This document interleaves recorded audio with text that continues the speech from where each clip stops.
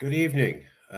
We found out today, a few hours ago, that the Calexit initiative has been cleared by the California government to collect signatures. So we're making this video to explain what that is, what it means, and why we think it will work. We apologize for the video quality. We're not at the studio today, so we don't have the normal audio video quality and lighting. Apologies. Normally we do a better job, but we need to get this information out. So we're going to do a deep dive. The information's good. Forgive us for the video adjustments. So the Calexit initiative was recently approved. Let me show you a little bit of that. Sorry, So we got an approval from the Department of Justice, Rob Bonta, for 24-001A2 Calexit, the California plebiscite of 2025. That was approved to collect signatures. There's the official letter. This is the official summary. Required future vote on whether California should become an independent country initiative statute. If enacted, this measure places the following question on the November 2028 ballot. Should California leave the United States and become a free and independent country if at least 50% of registered voters participate in the election and at least 55% vote yes? It would constitute a vote of no confidence. It also creates a commission to report on California's viability as an independent country. Those are the two key things. So here's why. You don't have to wait till 2028 or whenever to actually become independent. The initiative is a way to force the California government to do what we want. You don't actually need the initiative. The reason the initiative is important is because of the things that it compels the California government to do. 1, ask for a vote. 2, hold a formal commission investigation. Anybody right now can pick up the phone and call any elected official in Sacramento and demand those things be done right now. If enough Californians called and put pressure on elected officials in Sacramento, they could call for a blue ribbon panel investigation on independence tomorrow, and they could call for a special election with a question on should California leave America tomorrow. Let me show you some proof of that. So here's from the Public Policy Institute of California. The official think tank of California. In California, statewide special elections may be called by the governor, state legislature, or both. And they may be held at any time and for any reason. The legislature can do it and the governor can do it. So there's multiple options. Now, the other thing that it does is creates a blue ribbon panel investigation. Blue ribbon panel investigations can be called by any legislator. So here's an example.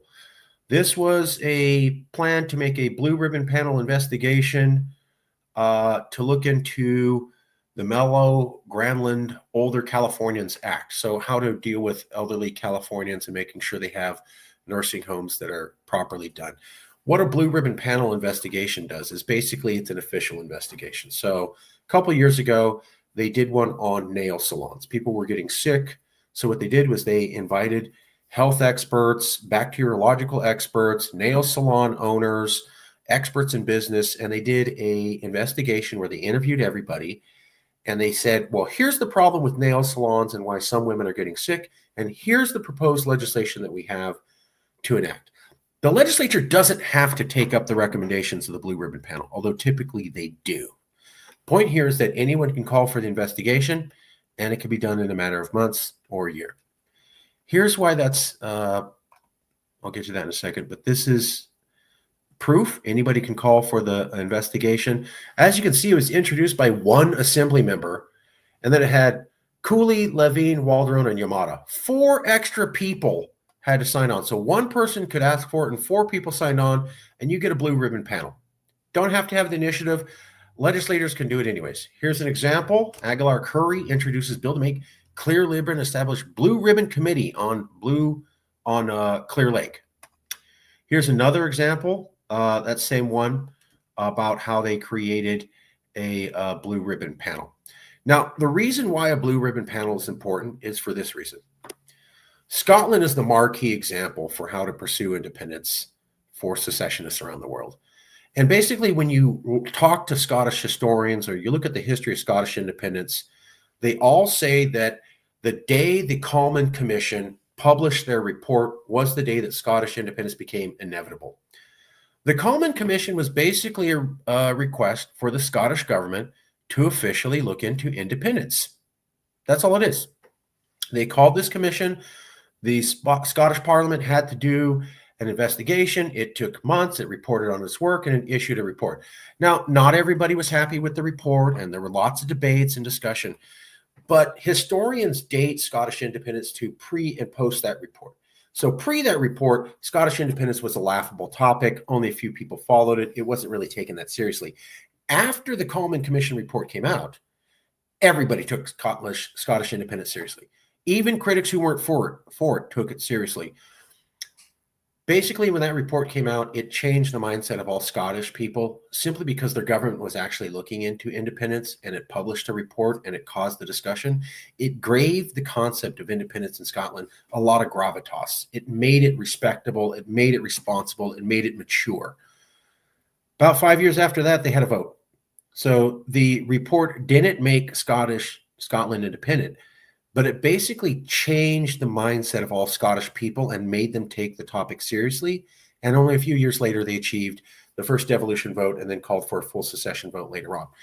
We think the California legislature doing the same thing would have a similar epiphany for the California people. Imagine televised hearings in the Sacramento legislature where they're interviewing professors and international relations scholars and activists for Calexit and federal employees to have an investigation on if California could be independent. The actual California government's looking into it. It's in Sacramento. It's televised. They have hearings for a year. That would be huge. Just think of the psychological impact of that. The initiative makes that happen, but you can call your legislature now and go ahead and make that happen now. You don't have to wait for us. Everybody has that power. Secondly, with the initiative, even if you don't get all the signatures, which we're going for, and you only get 25% of the signatures, the legislature of California has to have a hearing with you in the Sacramento legislature. So even if we only get 1/4 of the signatures, we still get a hearing in Sacramento in the government talking about this officially, a mini Common Commission effect. Huge. Just picture the California government officially has a study investigating independence and its possibility, has to convene legislatures and talks about it for a year. We'd never come back from that. There would be pre and post that. That's the big idea. The other one is the vote. So you need to have a vote to show that people are interested in independence. Now, the vote is not legally binding. That's how we got it into the initiative. It is not legally binding, and voting for yes on this doesn't make California independent. However, it is internationally legally binding. So Catalonia, Spain, had a vote for independence. The Spanish government said, we don't recognize that. You can't do it. They did it anyways, and the entire world recognized that Catalonia, Spain was becoming independent. Once you have a vote of your people and it shows a clear majority want that, whether or not that's recognized by the state of California, the federal government, etc., it still is recognized by the entire global legal community. Basically, after Brexit, you had a precedent set that if you can get only 52% of the vote, it's enough to leave. So it does set an international precedent, and it does announce to the world that California wants to be independent. Imagine that. California is not even independent, but it had a vote, a symbolic, non-legally binding vote, where a majority of Californians said, yeah, we don't have faith in America and we want to leave. Imagine the psychological shockwave. Imagine the dual shockwaves.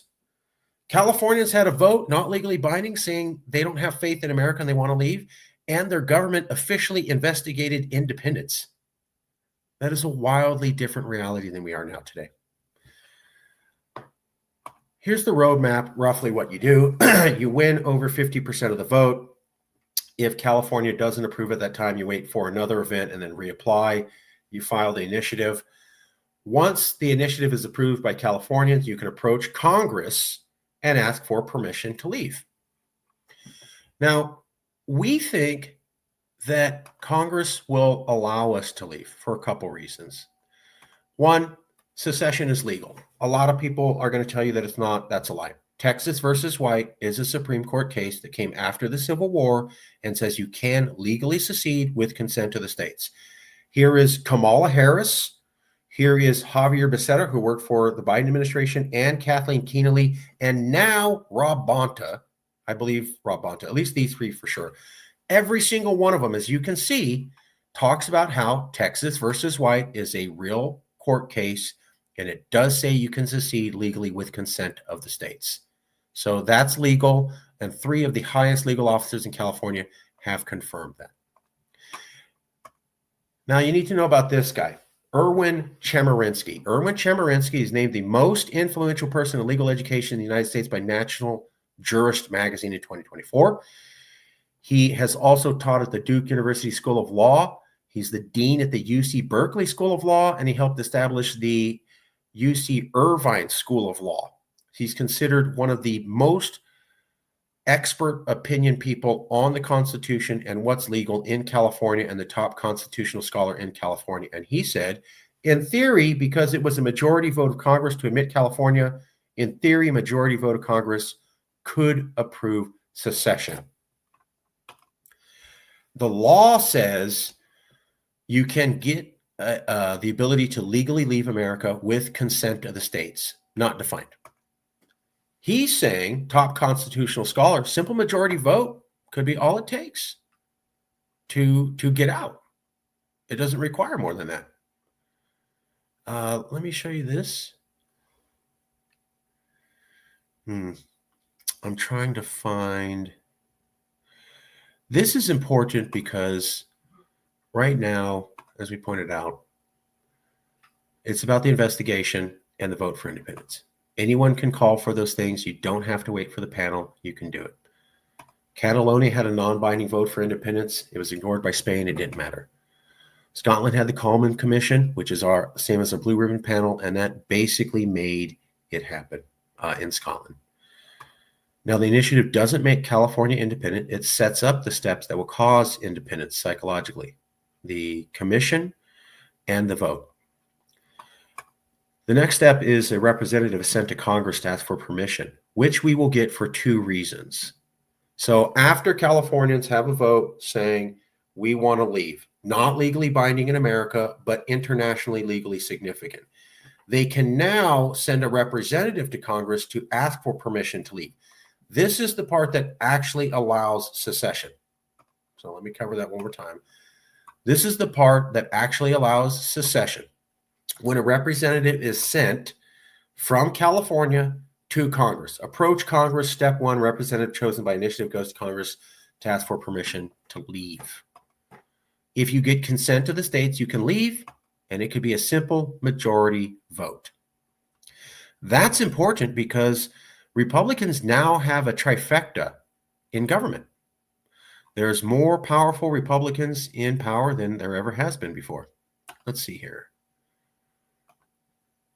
There it is. Republicans win control of the House, cementing a GOP trifecta under Trump. GOP holds on to House majority, clinching trifecta. That means the Republicans now have dominant control of all three branches of government: the Senate, the House, and the presidency. Additionally, the Republicans own a fourth branch of government, the Supreme Court, which is now the most conservative it's been in 90 years.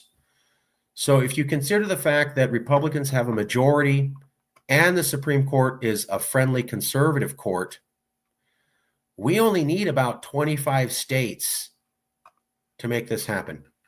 If California votes to leave, sends a representative, we only need about 25 states in Congress to say, yes, you are allowed to go. That would meet this qualification of Texas versus White, approved by these attorney generals, that says that that could meet consent of the states and meets the definition of the top constitutional scholar. So now is the best time for Calexit because Republicans hate California. Republicans are in a major control of Congress and can vote us out themselves without any Democrats backing it. And Californians now get that this is Trump's America. So let me show you a little bit about that.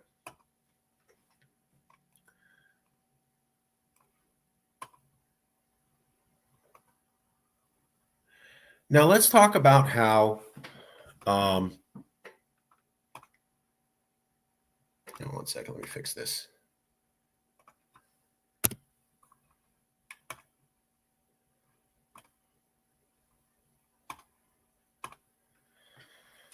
This is the best time. Republicans hate California. We just showed you how Republicans are in control of Congress. They have the trifecta. They have the Supreme Court. That means they have the votes that they need to vote us out by themselves without any Democratic support. Now I'm going to show you why we're sure that we can get those votes from Republicans. They hate us. So we have people dead. We have people homeless. We have people burned down in their homes on the ground. Californians are hurting right now because of the Palisades wildfire. And while we are at our most in peril, Donald Trump says, I don't know if we're going to give you aid. He's not alone. Speaker of the House, Johnson, says, I don't know if I'm going to give you aid either. It's considered unconscionable. A lot of people are asking, what kind of country has countrymen deny aid to other countrymen when they're most in need? Does that sound like America? Hey, you have people dead, homeless, massive disaster. You're in a lot of pain. Let's talk about how maybe we're not going to help you out because we don't like you. President's the first most powerful person. Vice president is the second. Speaker of the House is third person in power. So the first and third most powerful person said, when you're hurting, I don't know if we're going to give you anything because we don't really like you. Think about that. It shouldn't surprise you. Here's a survey from the LA Times earlier last year. 48% of Republicans believe Californians are not really American. Here's another one where it's talking about the same thing. 2/3 of Republicans say the national impact of California has been negative. 58% of Republicans say California is not American. It really upset a lot of people here in California. Yes, they said that. Half of the Republican Party doesn't think California is American, which explains why you can cut off funds to us when we're the most hurt, something countrymen would never do to fellow countrymen because they don't see us as countrymen. See how these are all related? Goes back even further. I explained this to 5 different reporters. The Republican Party held one of its national conventions on how California is not America. It was the last year of Trump's first term. You have to go back to the 1800s to find where one national party singled out a state as the epitome of everything wrong and bad. They didn't pick New York and Florida and Illinois. They said just California is not America, and let's have an entire convention on that. All right, here you go. So this was covered by LA Times, San Francisco Chronicle. They held a national convention on how we alone are not American. Sacramento Bee 2024, Republicans see bashing California as political weapon. Here's why. 2018, how California became Trump's most hated state. Trump threatens vengeance on California. Should we believe him? That came out recently. Trump hates California so much he threatened to stop federal aid to wildfire victims. Oh, you hate California? That says more about you than California. This is them talking about the poll of Republicans saying only half of Republicans say California is not American. Republicans love to hate on California at the GOP convention. We just talked about that. So there's a lot of hate for Republicans aimed at California. And that's the key point, that when you're looking at this, Republicans hate California. We just showed you. Republicans are in majority control of Congress. We just showed you, and they can vote us out by themselves. And now the third part, Californians now get that this is Trump's America. This was the thing that we were explaining to a lot of reporters. So this is a video that we released. Let me remove the banner. California now recognize this is Trump's America. Calexit said this in 2016. In 2016, with the first election of Donald Trump, the Calexit movement said that Trump did represent America. I've explained this to 5 different reporters. And they said, well, why do you think the initiative is going to work this time? In 2016, we were telling people that Trump did represent America. Liberals in California did not want to hear that. No. Trump was put in place by Russia. He's a fluke. He's going to be in prison. He'll go away in a second. A minority of Americans actually support him. They were saying that all over the place, and Californians believed it. He does not represent America. He's a fluke. It's a weird thing. He'll be gone in a second. A foreign power put him in. Anything other than a majority of Americans actually back this guy. We in Calexit were the only people pointing out Hillary only won the popular vote in 2016 by the margin of California alone. So people were saying, well, Hillary beat Trump only by the margin of California alone, which means outside of California, over half of your Americans supported Trump. Nobody wanted to hear that. Fast forward to 2024. We've made 2 videos. This is just the first one. You can find it on our channel, my channel. Californians Now Recognize This Is Trump's America. We've done 2 videos, about 20 to 40 minutes worth of footage of liberals saying, oh my God, they voted for this man a second time. After January 6th, I guess this is Trump's America. I really think I have to think closely about what kind of country I'm part of. This is just a smattering of different people online and podcasts and regular people making videos, all liberals saying, what kind of country am I part of? And I really need to think about that. We made 2 videos of that. We had one of our new members make that. And this is the proof. None of these people were where we were at in 2016. Hell no. Trump was a fluke. Russia put him in. Now all these liberals are saying what only we said in 2016. Now all the liberals are saying what only we said in 2016. This is Trump's America, and you need to deal with it. And what does that say about the country you're part of? Republicans hate California. Republicans are in a major control of Congress and can vote us out themselves without any Democratic support. And Californians now get that this is Trump's America. That's major. One of the things that stopped us from actually getting all the signatures and making Calexit happen last time was the resist movement. The resist movement was advertised at the same time as Calexit. And what they said was, you don't need to go through the emotionally wrenching, difficult step of breaking off from America and dealing with the concept that America broke. Trump is a fluke. We can resist him, and then we'll have him removed. And everything in America will snap right back to place. That's what people believed. So while we had 180,000 members, we started to lose them being active in the movement because they became part of the resist movement. It said, you don't have to give up on America. Everything's fine. Everything's going to be just fine. The justice system will get them, and America will snap back into place. Everything's going to be okay. So we weren't able to get all of the people who initially supported us to get out there and help have the conversation about the initiative because they believed in the resist movement. Now the resist movement is dead. Nobody is talking about how Trump's a fluke and he's gone in a second and he doesn't represent America. Now everybody's talking about how he does represent America and they need to think about what kind of country they are. They didn't want to do this in 2016. Now they are. That's why we say now's the best time. Republicans were not in dominant control in 2016. They did hate California just as much.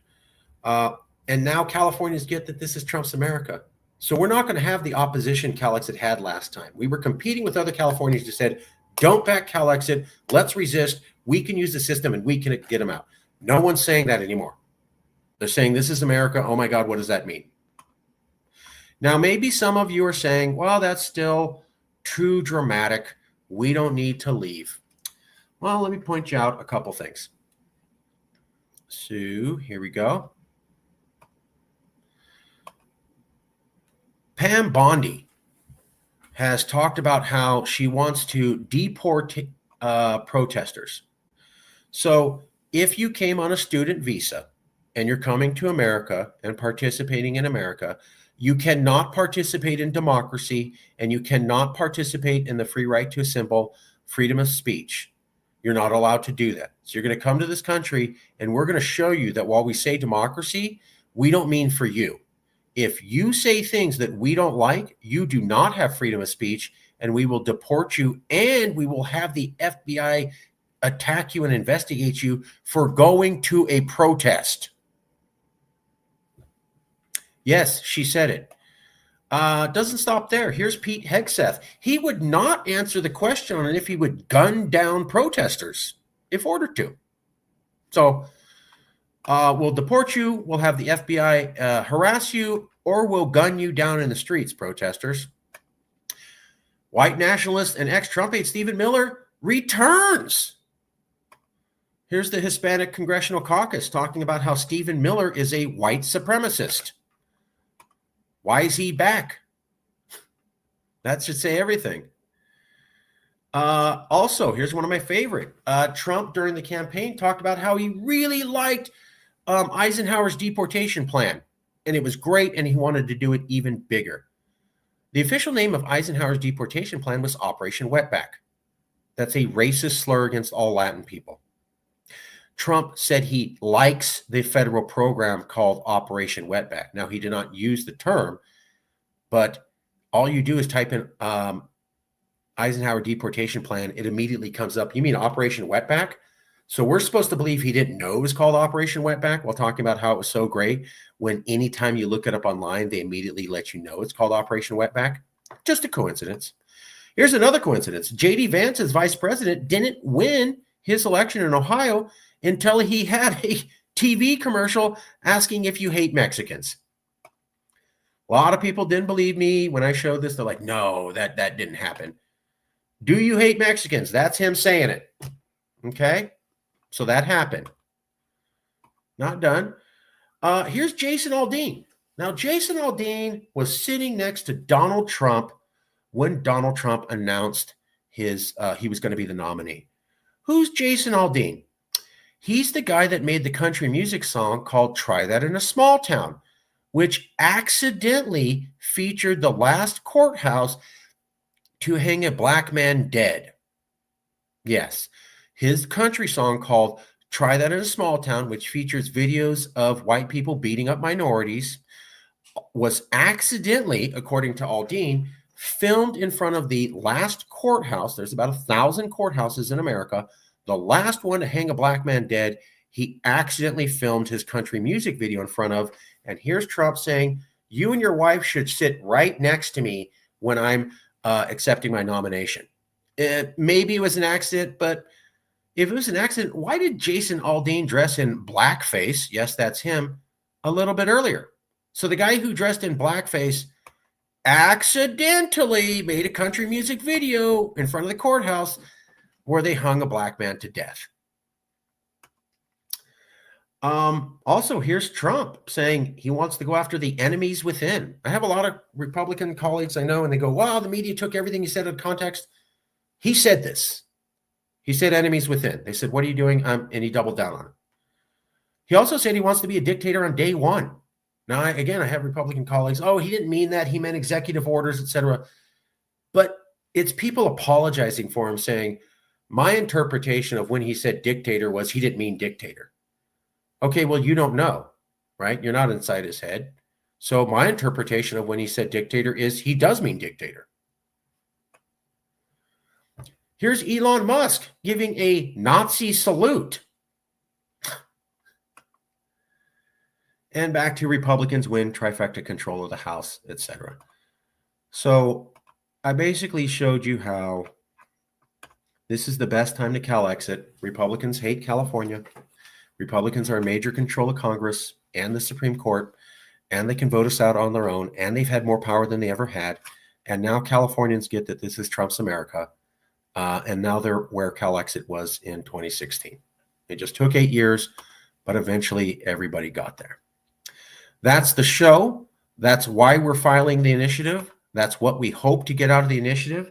It isn't exactly about the initiative. It's about the blue ribbon panel and the vote.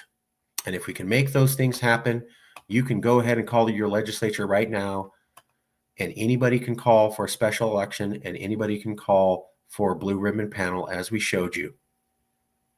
So it's all there for us to win. This is the best time for Calexit. That's why we say it. Sorry for the lighting and video quality. We weren't at the studio, but we needed to get this out tonight so that you have access. Thank you, and we'll see you soon.